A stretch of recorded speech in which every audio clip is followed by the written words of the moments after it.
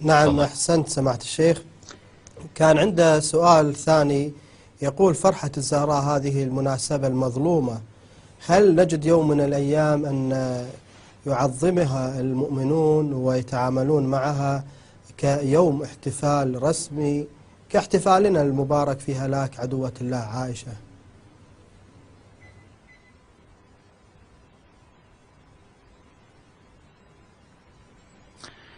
يعني الحمد لله. أما ما تعورف على تسميته بفرحة الزهراء عليه السلام وهو يوم 9 من ربيع الأول، عيد مقتل الطاغية عمر بن الخطاب لعنة الله عليه، فالحمد لله هذا أمر فاش منتشر في أوساط المسلمين، ويحتفل به المسلمون في أقطار الأرض بحمد الله تعالى. أصلا ما هنالك من بقعة فيها شيعة أهل البيت عليهم السلام إلا على الأقل تجد مجلسا واحدا يعقد بهذه المناسبة في يوم 9 من ربيع.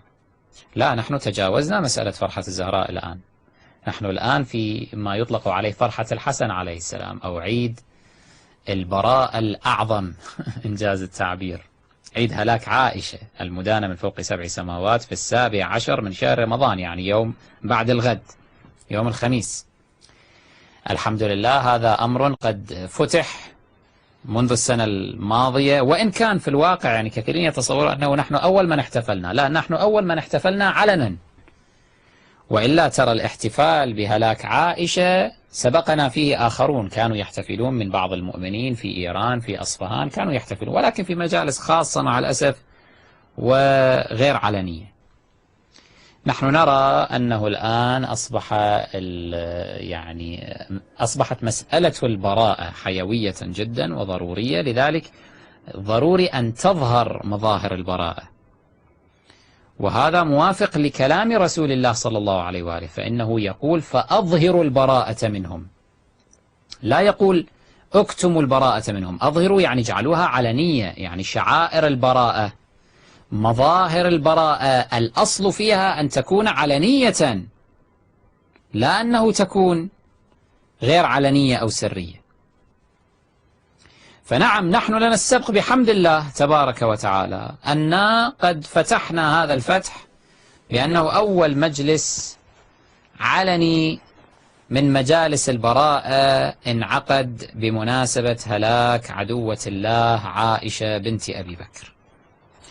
فمن بعد ذلك، وكان هذا الذي يراد حقيقة منه، أنه تصل الرسالة التي يتضمنها هذا الاحتفال، تصل إلى عموم الناس، عموم المسلمين، والحمد لله قد وصلت. ولأول مرة حتى في الإعلام البكري 16 قناة ما أدري إيش قد نقلت هذه كلمتنا، كلمة الإسلام والمسلمين في عائشة، ونقلت شهادتنا عليها أنها في النار. هذا يعتبر فتحا بحمد الله من حيث لا يشعرون، لأن المخالفين عادة جهلة، يعني ما يستوعبون الأمور جيدا. فكان هذا غرض. والغرض الثاني المهم من وراء إقامة ذلك الاحتفال المبارك في السنة الماضية أنه يتشجع المؤمنون في أقطار الأرض لإقامته، وبالذات ومع مرور الأيام تصبح عادة مستحكمة ومتأصلة في الثقافة الإسلامية، وتنتشر بحيث يعني لا يتركها أحد. وبالفعل الأمور كلها تسير في هذا الاتجاه.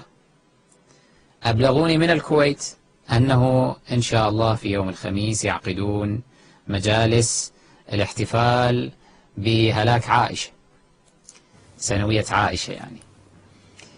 أبلغوني اليوم من سلطنة عمان أنه أيضا بعض المؤمنين هناك يقومون إن شاء الله تعالى بهذه المجالس، من البصرة، من إيران، من أكثر من بلد.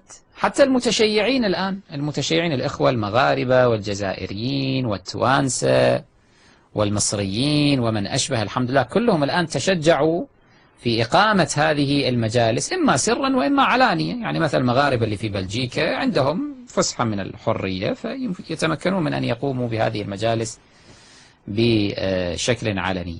فالحمد لله خلص، يعني تجاوزنا هذه المرحلة. هذه مجالس الحمد لله بدأت تنتشر، هذه الاحتفالات المباركة تنتشر، وتوجه سهاما قوية لأعداء الله وتسقطهم عن الاعتبار.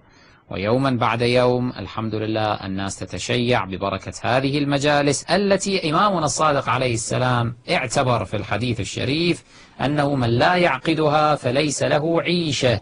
من لا يعقد، ونقلت لكم الرواية في إحدى محاضراتنا السابقة، إمامنا الصادق عليه السلام يقول ما مضمونه أنه من لا يعقد المجالس التي يتبرأ فيها ممن يشاء فليست له عيشة. نحن نريد أن نعيش.